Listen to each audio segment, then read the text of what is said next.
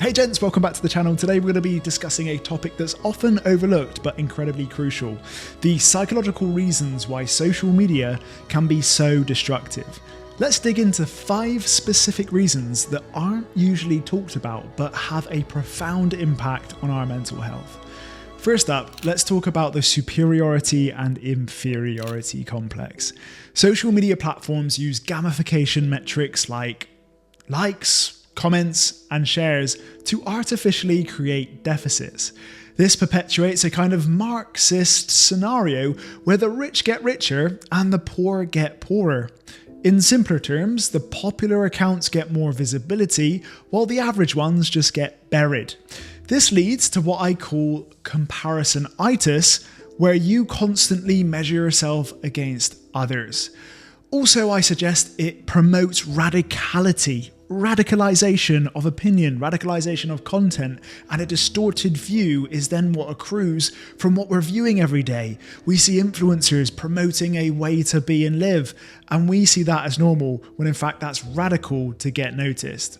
And what happens when our expectations are shaped by these unrealistic highlight reels? Well, you end up feeling inferior and constantly dissatisfied.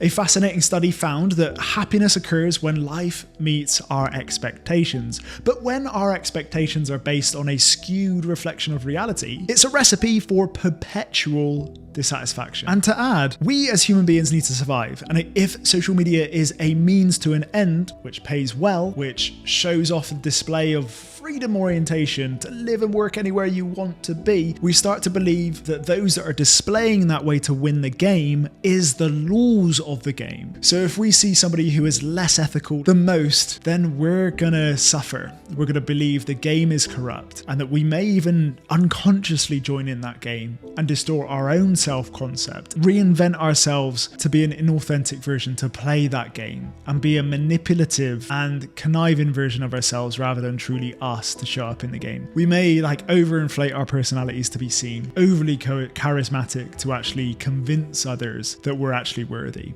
And we're playing an outside-in game rather than an inside-out game, and it's highly dangerous and can lead to real disparities in mental health disorders. And if we're not going to be true to ourselves, then it's going to be very hard to maintain that persona, and it's going to always feel like we're living outside of a shell of us. And I honestly think a lot of people who take their own lives have come to a point where they're in such incongruence to their own integrity, been addicted to drugs, alcohol, made a shameful decision, for example, maybe cheated on their wife while they have children. And that's so much so out of integrity of the character of their being. And it's at that lost cause and that lost cause in the road that we find that dissatisfaction with ourselves. And it's highly dangerous to the point of committing suicide, that we start to live out a false version of ourselves, live out that fork in the road where we become a bit more malevolent, a little bit more careless, without responsibility, and just play in the game. But that game can lead us down to roads that aren't our authentic self. And we're always going to check ourselves and go, wow, we didn't deserve this. Why did we sacrifice being who we truly are just to gain some trinkets or some money or some followers and likes and popularity? It's a dangerous trade-off. Now, let's move on to confirmation bias. Social media algorithms are designed to show you more of what you already agree with. This amplifies your existing beliefs and creates echo chambers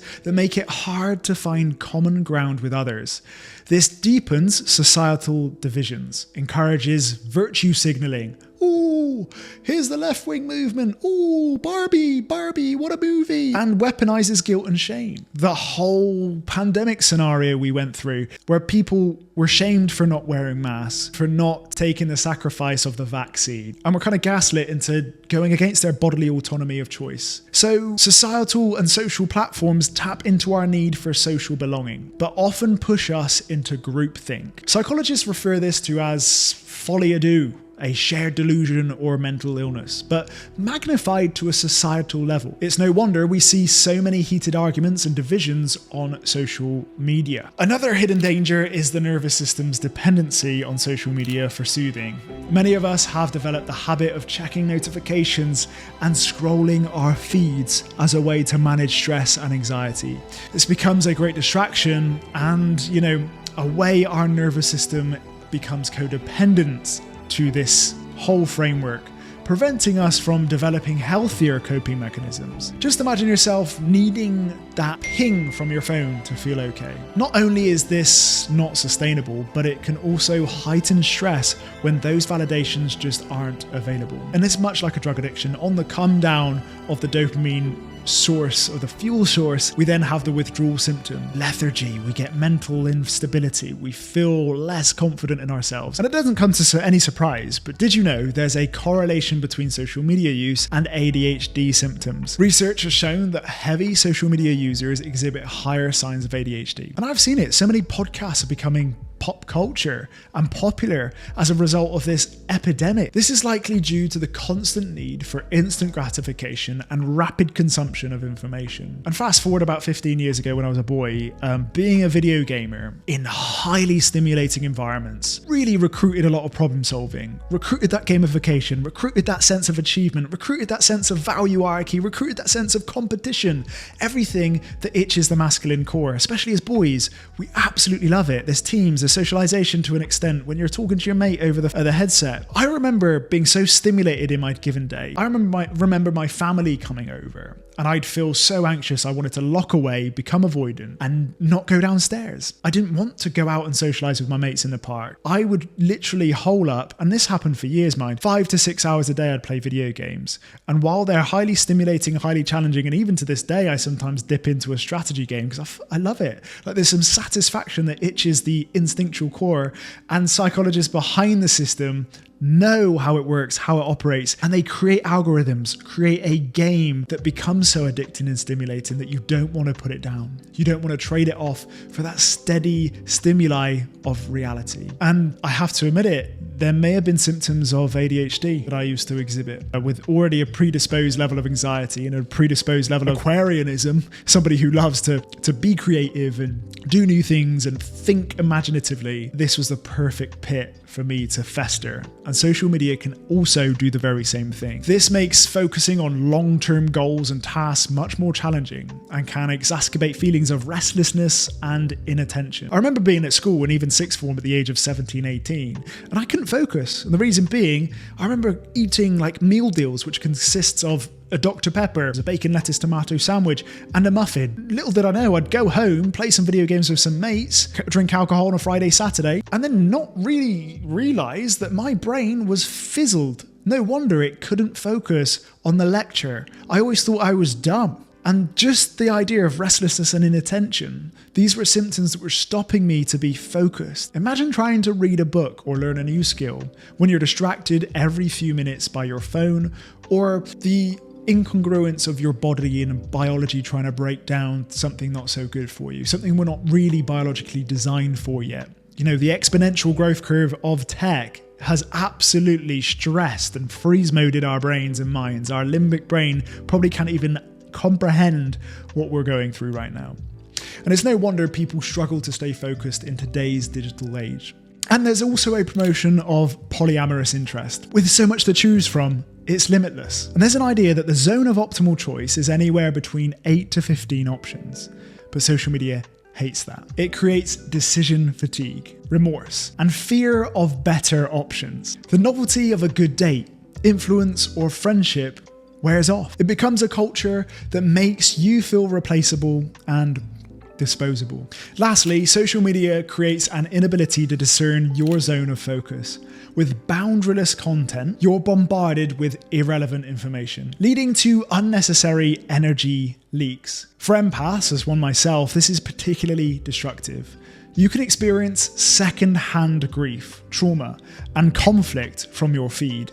The constant influx of negative news and personal dramas from people you hardly know can be incredibly draining. This makes it extremely difficult to stay focused and feel energized, and even take care of your daily responsibilities. Atop of this, social media taps into the phenomenon known as polychronic time. We're accessible anywhere. Once upon a time, we would go to work, leave our landlines at home, and leave work with a boundary of physical space and routine on our side to live a balanced life. These days, socials create the urge to keep up with the Joneses, give others access to you, anywhere, anytime, from anyone, and introduces the guilt for slow responses. Heck, even platforms like Airbnb, Upwork, Fiverr, and social media may be a source for your livelihood, encourage and gamify fast response times. Ugh, yuck. So let's switch gears and talk about some solutions now.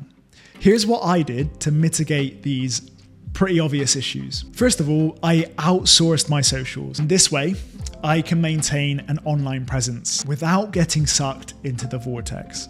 It helped me stay focused on what truly matters. I also made a rule for myself that phones have to stay away on social dates. I made it a rule to put my phone away during any social interactions, especially with my wife.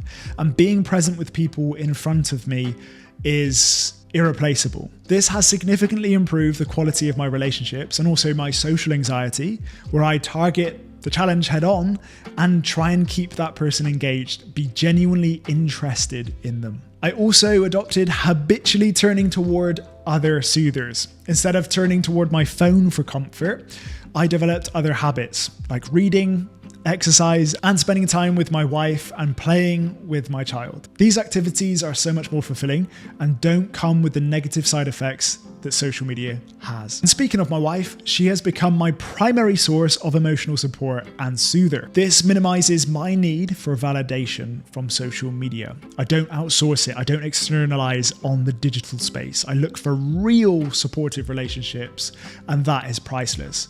I look at things that truly matter to me, and that's physical relationships that I see day in and day out. I treat social media as work, and this part is so essential. It's seeing social media as my job, introducing monochronic time to counter the polychronic time issues that we spoke of earlier, scheduling it in as if it's a 9 to 5. It only has a segment of my time. And as a person with a temperament of agreeability, I must make strict time rules when tech is okay and when it isn't. I use it for business, connecting intentionally, and finding inspiration. By setting a work scope boundary, I can disconnect when off the clock. This approach helps maintain a healthy relationship with social media and see myself as a creator rather than consumer. So there you have it. 5 psychological reasons why social media can be destructive, along with some tips on what you can do about it. A quick, short, sweet video this one, but what are your thoughts? Have you experienced any of these issues? And again, what has worked for you with social media? I'd love to hear it. I'll be seeing you in the next one.